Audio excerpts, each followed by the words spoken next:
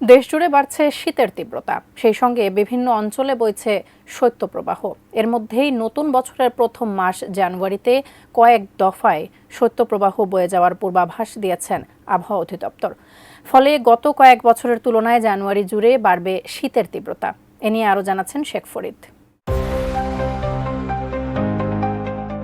জানুয়ারি মাসে কয়েক দফায় শৈত্যপ্রবাহ বয়ে যাওয়ার আভাস দিয়েছে আবহাওয়া অধিদপ্তর। ফলে এবার জানুয়ারি জুড়ে থাকবে শীতের তীব্রতা। ৩১ ডিসেম্বর আবহাওয়া অধিদপ্তরের এক বিজ্ঞপ্তিতে এমন তথ্য জানানো হয়।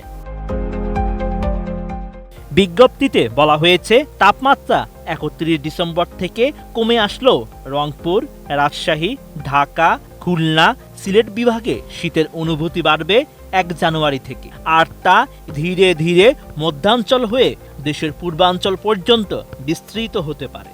এ সময় দেশের পশ্চিমাঞ্চলে বিচ্ছিন্নভাবে শৈত্যপ্রবাহ থাকবে। প্রাথমিকভাবে এটি ৩ জানুয়ারি পর্যন্ত থাকতে পারে। ব্রেকফাস্ট, টিফিন কিংবা স্ন্যাক টাইমে মজাদার আয়োজন মানে অল টাইম ব্রেড। জানুয়ারির শীতের তীব্রতা নিয়ে আবহাওয়াবিদরা জানান, ২০২৫ সালের প্রথম মাসে ১টি থেকে ৩টি মৃদু থেকে মাঝারি এবং ১টি থেকে ২টি তীব্র শৈত্যপ্রবাহ থাকতে পারে। এছাড়া আগামী কয়েকদিন কুয়াশার পরিমাণও বাড়তে পারে। আবহাওয়ার অপর এক বিজ্ঞপ্তিতে বলা হয়েছে, উপমহাদেশীয় উচ্চচাপ বলয়ের বর্ধিতাংশ বাংলাদেশের পশ্চিমাঞ্চল ও তৎসংলগ্ন এলাকা পর্যন্ত বিস্তৃত রয়েছে। মৌসুমের স্বাভাবিক লঘুচাপ দক্ষিণ বঙ্গোপসাগরে অবস্থান করছে। এর বর্ধিতাংশ উত্তর পূর্ব বঙ্গোপসাগর পর্যন্ত বিস্তৃত রয়েছে। আবহাওয়ার আগামী ৪৮ ঘন্টার পূর্বাভাসে বলা হয়েছে, ১ জানুয়ারি বুধবার সকাল ৯টা থেকে পরবর্তী ২৪ ঘন্টায় অস্থায়ীভাবে আংশিক মেঘলা আকাশ সহ সারা দেশের আবহাওয়া শুষ্ক থাকতে পারে। এ সময় মধ্যরাত থেকে দুপুর পর্যন্ত সারা দেশে মাঝারি থেকে ঘন কুয়াশা পড়তে পারে।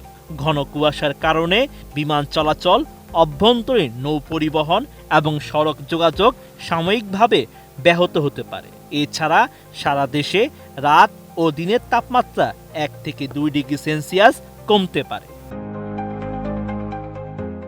২ জানুয়ারি বৃহস্পতিবার সকাল ৯টা থেকে পরবর্তী ২৪ ঘন্টায় অস্থায়ীভাবে আংশিক মেঘলা আকাশ সহ সারা দেশের আবহাওয়া শুষ্ক থাকতে পারে। এই দিনেও মধ্যরাত থেকে দুপুর পর্যন্ত সারা দেশে মাঝারি থেকে ঘন কুয়াশা পড়তে পারে।